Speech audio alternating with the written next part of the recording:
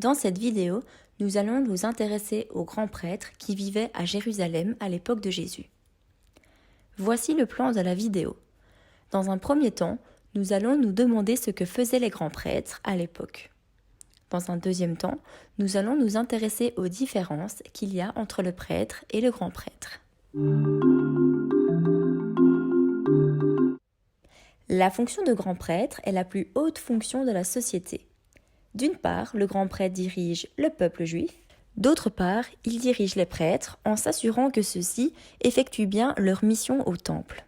Le grand prêtre a donc le pouvoir de donner des ordres aux prêtres. À l'heure actuelle, nous pourrions comparer cette situation à un employé et son patron.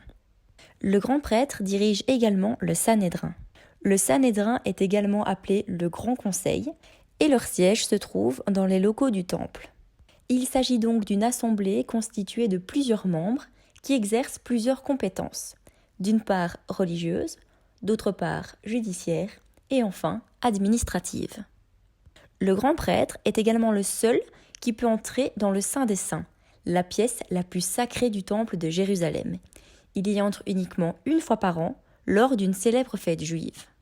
Le Yom Kippour, la fête du grand pardon. Le temple ainsi que son culte sont donc très importants pour les grands prêtres. C'est pour cette raison qu'ils sont très respectés par la population juive.